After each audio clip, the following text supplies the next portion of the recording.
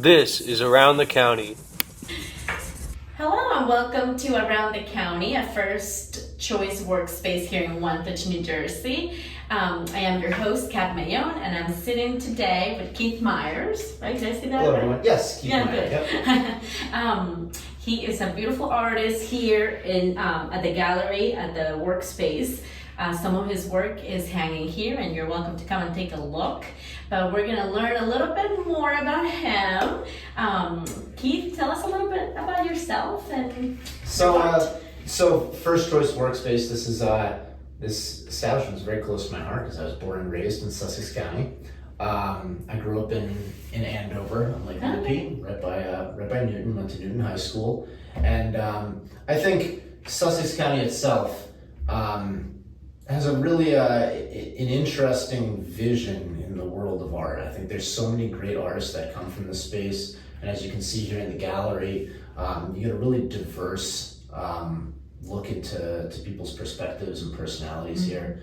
As we were talking about earlier, we kind of lay in like the shadow of New York City, and that's really like the center of the art world, and everything you hear about is New York this and New York that, and I think that because we're so close to that, we're able to kind of tap into what's going on in that space, but there's also kind of that liberation from being trapped there. A lot of my art is really inspired by nature, and everyone that lives in Sussex County, we have a very close connection with nature, with like blue collar industry, with farming, and I think there's an interesting mix there between that and that like fast paced kind of cutting edge style of urban art in New York City. And as an artist, as I've continued to work and grow, I think I've found the most inspiration in that. It's that combination of being near the city, having that urban inspiration, that kind of like edgy feel to the art, but then also having that foundation grounded in nature and in the simplicity of Sussex County.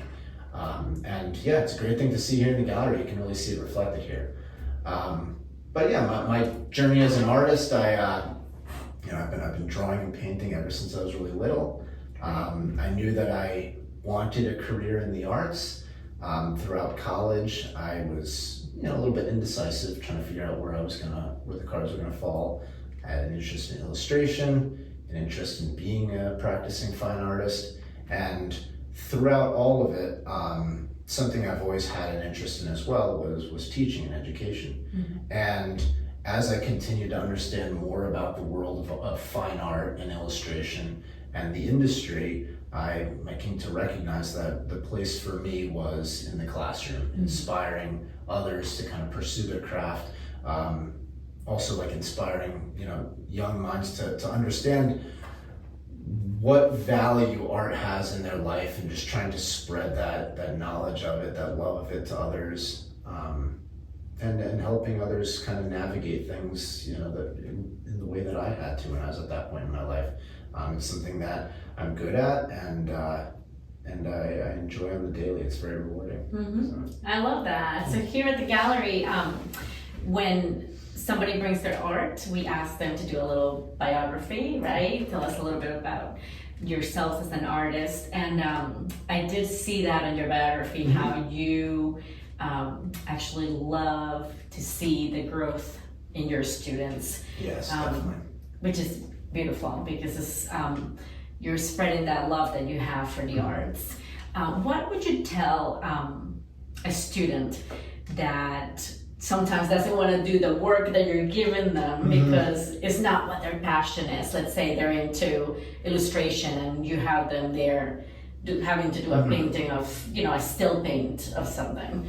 What would you tell them? Yeah, I fight this battle daily. It's definitely something that students now that grow up in the digital age, they've been able to very easily kind of closet themselves off in one genre of music, one type of movie or TV show that they've watched for years and years. There's a little less exposure than I think you would have noticed in a classroom, say 20, 30 years ago. And I think it's really important that I can do my part there and just expose them to as wide a swath of culture as possible. just to help them kind of broaden their imagination, their creative spirit, and really kind of kick that into gear. And usually what I tell students is that I empathize with them. I've been there. I've had those points in my life where I felt that there was one specific thing that I wanted to do because it was very rewarding. Usually with a lot of students, it's painting and drawing hyper realistically. That's always the target, and they pigeonhole themselves there because that's something that garners a lot of respect from people. But at the same time, there's a whole world of art that lies outside of that taps more into the subconscious, your expressionistic side, allowing people to see the way your mind thinks, and all of that can't be garnered out of just one style of art. You have to try to work across the board and allow yourself to really get deeper into your own thought process. Yeah, I love that. So allow yourself growth, to grow into the arts. That's great. So, Keith, do you have a website or something that people can reach you if they want to see some of your art? I actually have a website I just launched. It's called greyhavengallery.com. And then I also have an Instagram. It's at Greyhaven Gallery.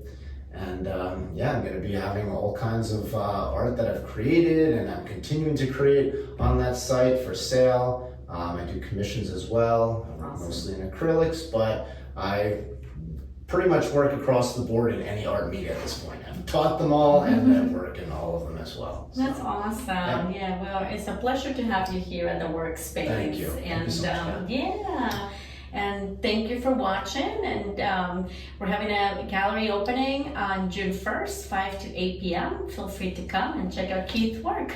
All right, thank you so much. Bye-bye.